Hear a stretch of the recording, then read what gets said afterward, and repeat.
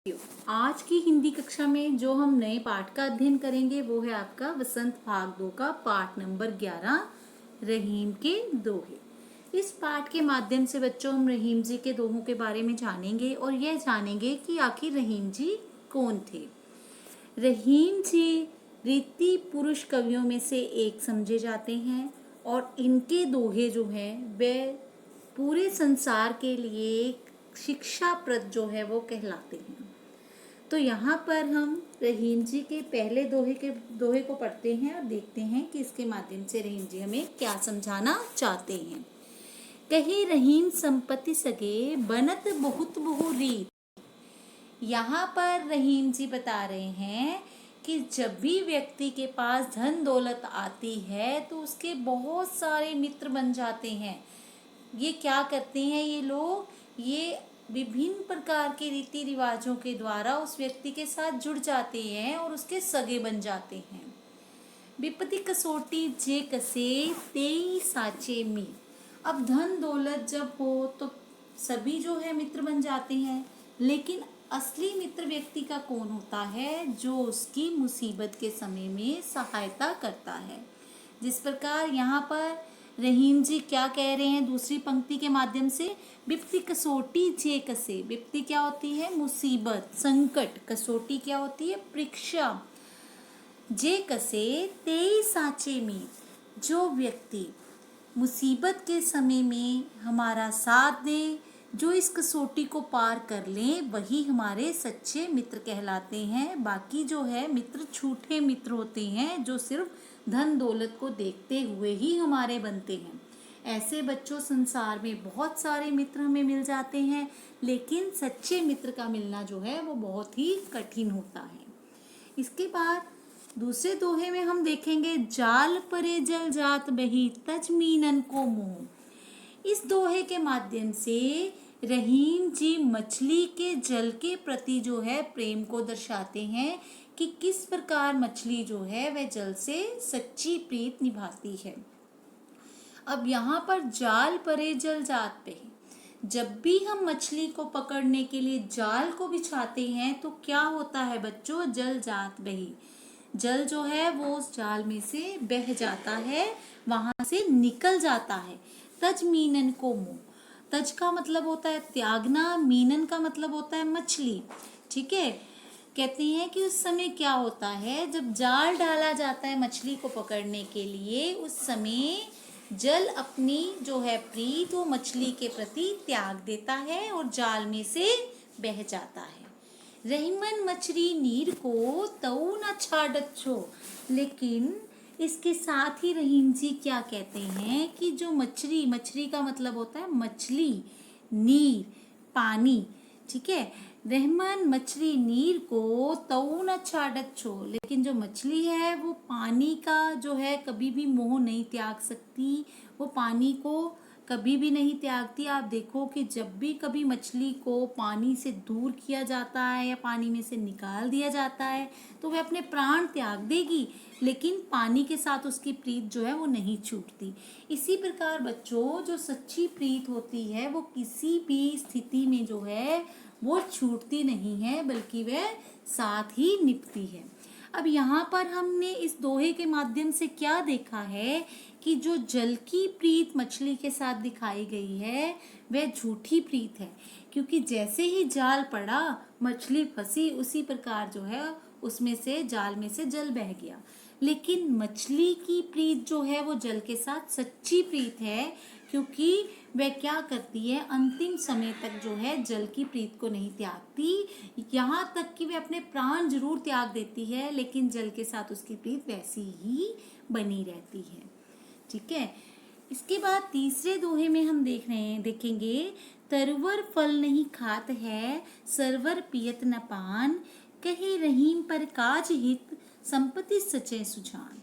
इस दोहे के माध्यम से रहीम जी ने सज्जन पुरुष के गुणों के बारे में बताया है। जो सज्जन होते हैं, जो अच्छे व्यक्ति होते हैं, उनके अंदर कौन से गुण पाए जाते हैं। तरुवर, अब ये तरुवर क्या है? तरुवर बच्चों वृक्ष को बोलते हैं।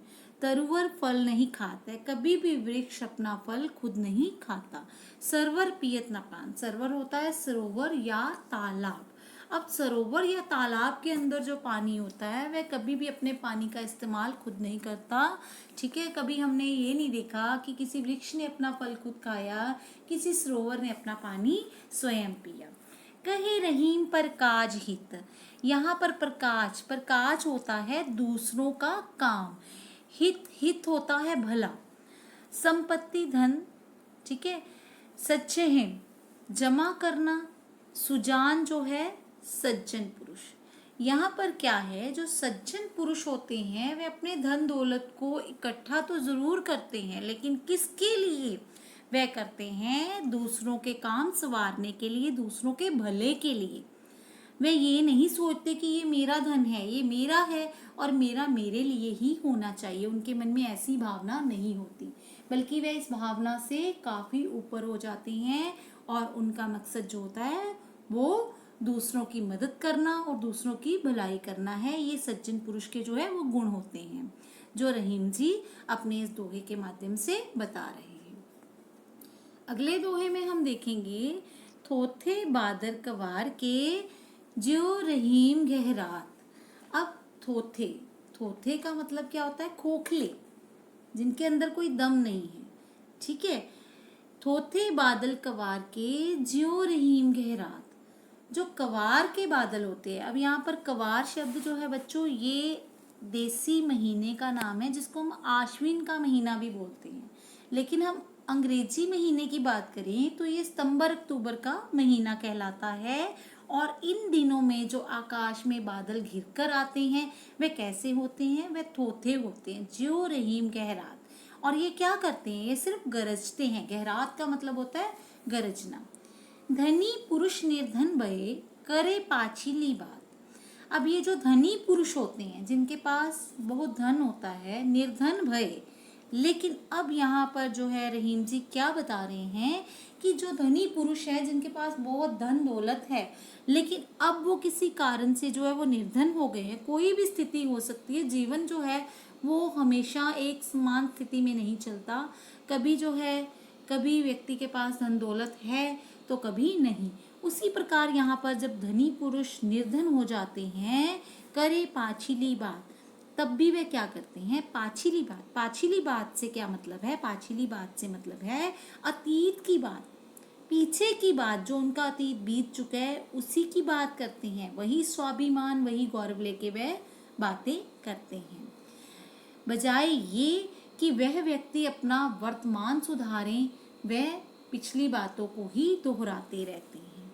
ठीक है, यहाँ पर जो है रहीम जी ने क्या बताया है कि जो धनी पुरुष होते हैं वो निर्धन होने के बाद भी अपने अतीत को नहीं भूल पाते। उनका अतीत उनके साथ फिर भी चलता ही रहता है। जिस प्रकार कवार के बादल जो है वह खोखले होते हैं, उसी प्रकार जो है धनी पुरुष चाहे खोखले हो जाते हैं, लेकिन फिर भी उनकी जो है बात उनके अतीत पर ही अटकी रह जाती है।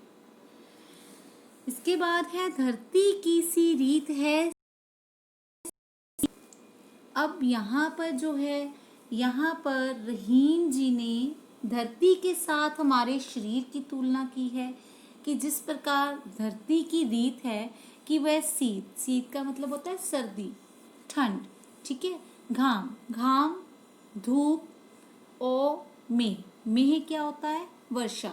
जिस प्रकार धरती अपने ऊपर सर्दी, धूप और वर्षा को सहती है, जैसी परे सो सह रहे त्यों रहीम यह दे, उसी प्रकार रहीम जी यहाँ पर क्या बताते हैं कि मानव देह जो है वह भी उसी प्रकार ही सुख दुख को अपने ऊपर सहती है। स्थितियां जो है वो चाहे प्रतिकूल हो चाहे वह अनुकूल हो, व्यक्ति को उनको सहना ही पड़ता है। तो जिस प्रकार धरती की रीत है कि वह सब कुछ अपने ऊपर सहती है, उसी प्रकार मानव देही जो है वह भी अपने ऊपर हर तरह की स्थिति को सह जाती है। इस प्रकार बच्चों, इन दोहों के माध्यम से हमें बहुत अच्छी शिक्षाएं मिली। ठीक है। अब इन शिक्षाओं को हमारा क्या फ़र्ज़ है कि हम इन शिक्षाओं को अपने जीवन में ढालें। ये नहीं कि हमने ये दोहे जो हैं इनकी व्याख्या जो है सुनी, समझी और उसके बाद हम उसको भूल गए। नहीं, जीवन में बच्चों जब भी कभी आपको किसी भी जगह से कोई अच्छाई मिलती है तो उसको अपने जीवन में झटपट ग्रहण कर लो।